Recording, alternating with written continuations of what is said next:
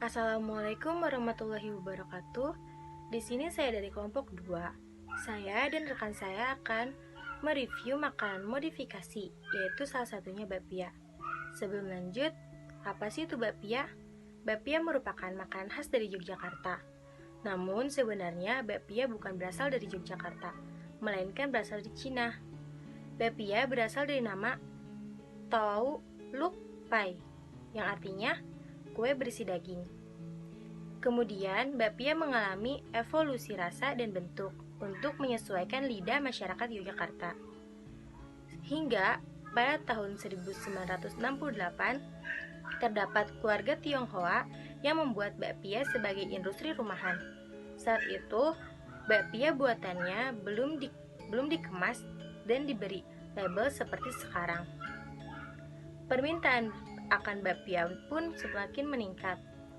Dan pada tahun 1980, mulai muncul produsen-produsen bapia di kawasan Patuk dengan merek dagang berupa nomor rumah pembuatnya dan dikenal dengan nama bapia Patuk.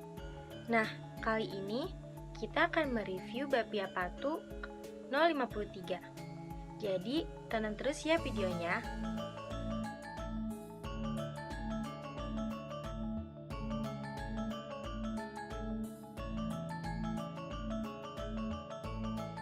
Assalamualaikum warahmatullahi wabarakatuh. Di sini saya akan mereview makanan khas daerah Yogyakarta yaitu bapia. Sebelum lanjut mereview, di sini saya akan menjelaskan alat dan bahan yang digunakan. Yang pertama itu bahannya untuk membuat adonan itu ada tepung terigu, minyak sayur, margarin, gula pasir, garam, dan air. Nah, untuk isiannya itu bermacam-macam, ada kacang hijau, keju, coklat, dan masih banyak lainnya. Untuk alat yang digunakan itu ada wadah, sinduk, mesin penggilingan adonan, dan oven. Nah, sekarang kita lanjut mereview makanannya. Bapia ini makanan yang cukup populer dan menjadi oleh-oleh khas daerah Yogyakarta. Nah, bapia ini tadinya rasanya hanya kacang hijau dan kacang merah, tapi sekarang sudah dikembangkan atau dimodifikasi menjadi beberapa varian rasa. Ada rasa coklat, keju, nanas, durian, dan masih banyak lainnya. Di sini saya akan coba yang durian.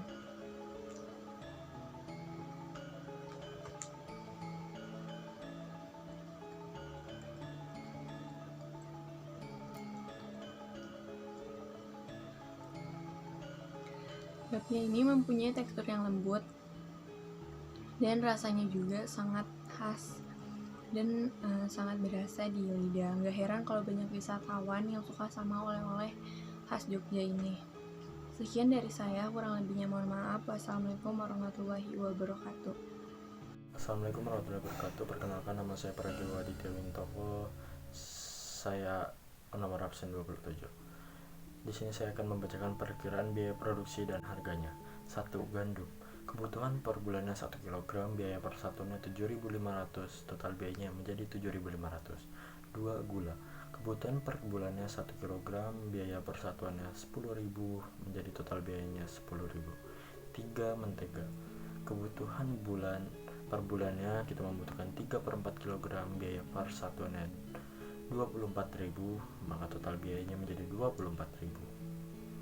Yang keempat ada telur. Kita membutuhkan 2 butir telur, biaya per satuannya 2.500, total biaya menjadi 2.500. 5. Minyak goreng. Kebutuhan per bulannya 1/4 liter, biaya per satuannya adalah 2.500, maka total biayanya adalah 2.500. 6. Selai nanas 1 kg, biaya per satuannya adalah 80.000, maka total biayanya adalah 80.000. Yang ketujuh ada susu. Kita membutuhkan 1 kaleng, biaya per satuannya adalah 9.000, maka total biayanya adalah 9.000. 8 adalah jumlah biaya bahan baku 1 resep adalah 85.500. Yang ke-9 ada jumlah biaya bahan baku dengan 14 resep sehari, total biayanya adalah Rp1.197.000. Yang ke-10 adalah biaya bahan baku 1 bulan adalah Rp35.910.000. Yang ke-11 adalah biaya tenaga kerja 4/30 hari, biaya persatuannya adalah 50.000, maka total biayanya adalah 6 juta. Yang ke-12 adalah biaya tenaga kerja tak langsung 1/30 hari, biaya persatuannya adalah 35.000, menjadi total adalah Rp1.050.000. Dan nomor 13 ada pembungkus, kita membutuhkan 3.000, biaya persatuannya adalah 600 perak, maka total biayanya adalah Rp1.800.000. Nomor 14 ada gas LPG, kita membutuhkan 4 tabung, maka persatuannya adalah Rp89.000, maka total biayanya adalah Rp356.000. Yang ke-15 ada biaya listrik, kita membutuhkan 1 bulan Rp175.000, dan biaya air per bulannya kita membayar Rp125.000. Total biaya produksi 1 bulan ialah Rp46.748.500. Jumlah produksinya adalah 6.000, harga pokok produksinya adalah Rp757. Sekian, terima kasih. Kemasan pada bapia pato 53 ini seperti pada bapia pada umumnya. Kemasan ini juga telah memenuhi syarat-syarat kemasan yang baik, seperti melindungi produk yang ada di dalamnya, tidak beracun atau kemasan terbebas dari zat-zat yang berbahaya, dan sesuai dengan isi produk di dalamnya. Hanya saja terdapat beberapa hal yang tidak tercantum dalam label kemasan menurut Badan Pengawas Obat dan Makanan, seperti daftar bahan-bahan yang digunakan dan berat bersih atau isi bersih. Nama saya Syifa Lutfia Putri. Di sini saya akan memaparkan strategi pemasaran dari bakpia patok 53. Semakin meningkatnya jumlah produsen bakpia di Yogyakarta membuat persaingan antar produsen bakpia semakin ketat.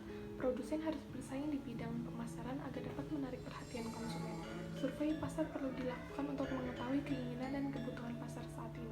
Strategi pemasaran ini menggunakan pendekatan product positioning dengan teknik analisis multidimensional scaling atau MDS.